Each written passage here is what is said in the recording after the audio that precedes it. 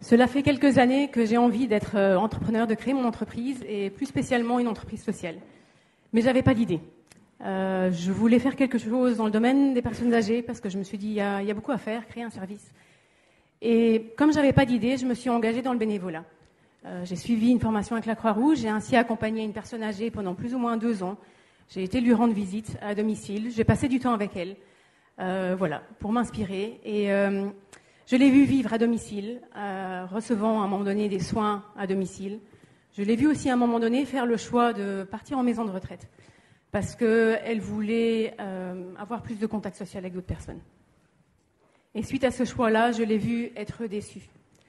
Malgré le nombre de personnes qu'on peut retrouver dans une maison de retraite, elle n'a pas retrouvé cela.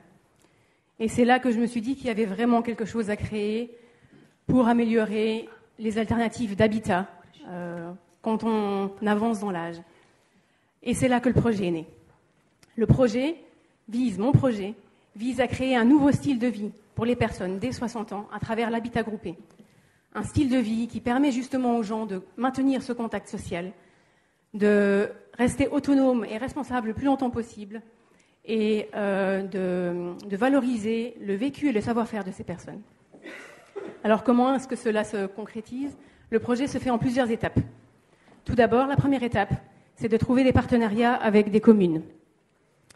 Partenariats avec des communes afin de trouver des bâtiments existants, inoccupés, et de pouvoir les réhabiliter et d'en faire une dizaine d'appartements, plus des parties communes.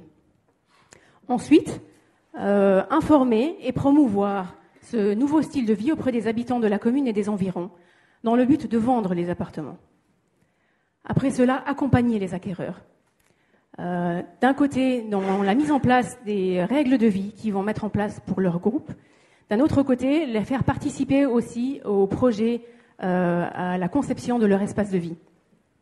Et finalement, mettre en place un échange de services qui permettra à ces personnes, en dehors de leur maison, ils auront du contact social dans leur maison, mais en dehors de leur maison, de trouver du contact intergénérationnel.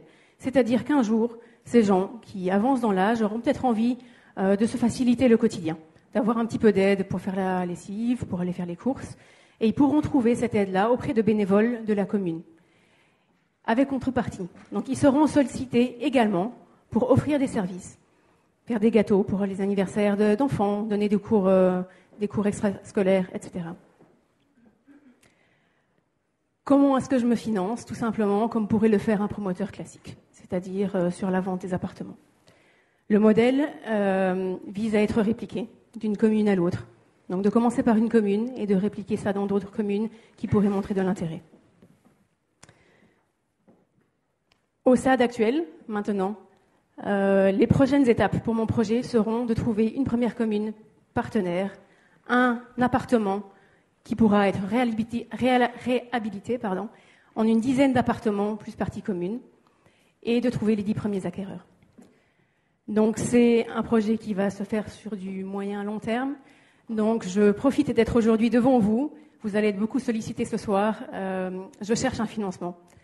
Comme le disait Niki aussi, je cherche un financement pour pouvoir couvrir mes coûts de fonctionnement et de personnel avant les retombées financières du premier projet, de la première maison. Je vous remercie, je vous souhaite une bonne soirée. Merci à vous.